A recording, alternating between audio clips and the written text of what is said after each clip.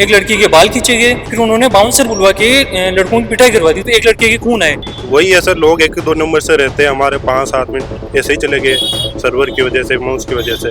यही है हमारा 13 तारीख से पेपर है CGL का, अभी तक कोई पता ही नहीं है कि कब कहाँ कब कैसे होगा।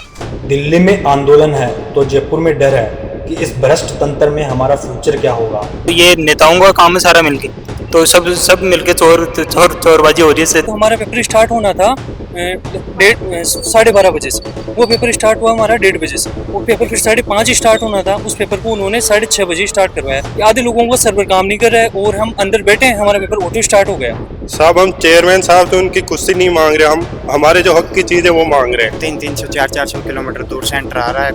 युवाओं का देश आज दर दर की ठोकरें खा रहा है।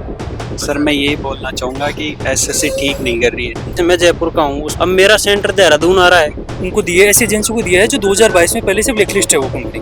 पैसा बचाने के लिए SSC हमारे भविष्य के साथ खिलवाड़ क्यों करना चाहती है? उसमें उनको चित्र के साथ देना, तो उसमें दिए गए चित्र में अब वो चित्र ही नहीं है, उसमें चित्र ही गायब उसमें। अब ये लेट होगा तो फिर आगे बढ़ती लेट होगी। CPO लेट होगा, CPO का अभी तक पिछला वाला क्लियर नहीं हुआ। पूरा सिस्टम करप्ट हो चुका है इस टाइम पे।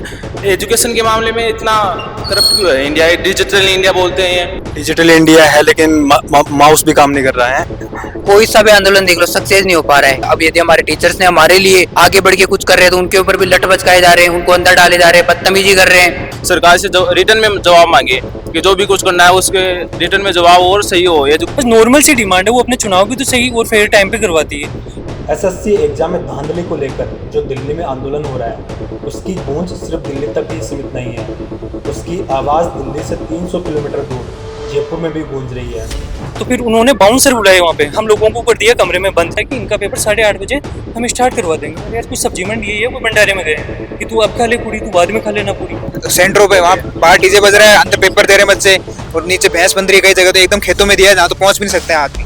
बस यही है कि सरकार से कि हमारा पेपर टाइम से हो, टाइम से रिजल्ट आए, टाइम से सब कुछ हो।